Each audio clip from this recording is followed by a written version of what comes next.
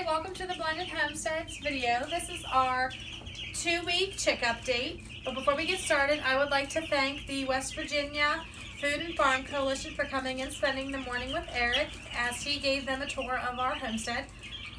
We'll get into the chicken update now. This is one of the chickens, and as you can see, their size has gotten a lot bigger. Before, I could have probably held 2 in my hand, but now they're pretty big and they're a handful.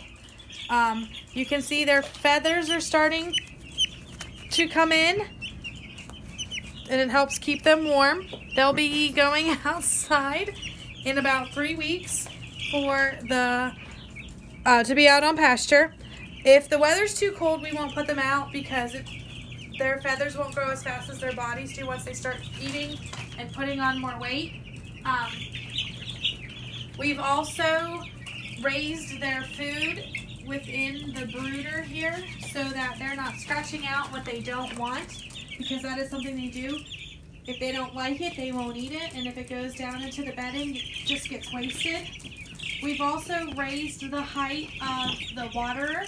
This makes it easier for them to drink because their necks are stretched and their beaks are just touching the tip of it versus the side of their beak touching it, or their head and things like that. Eric changed out the bedding, and it took him about 15 or 20 minutes.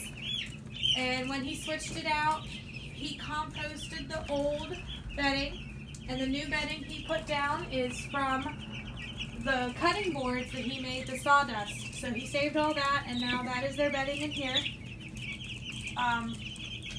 We've also raised the lights. Because they're getting their new feathers, as I said, they don't need the heat as much anymore. They're still laying under it, but it doesn't have to be as hot as it was when we first got them. They don't need it to be as regulated by us, but they can regulate their own, whether they're hot or cold and where they want to lay. We've also noticed that some of the chickens are starting to jump out of the brooder, so we put boards along the back side so they don't get stuck in the nooks and crannies of the garage. So that prevents them from flying out and not being able to get back into their food and to be with their friends.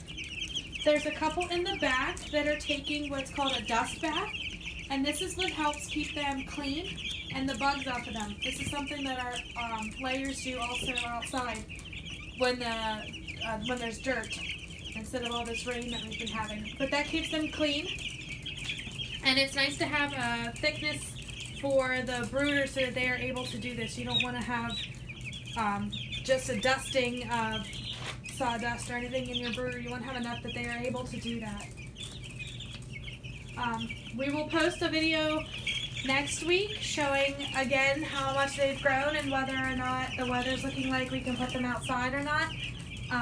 Make sure you subscribe and share, and thanks for watching. Have a good night.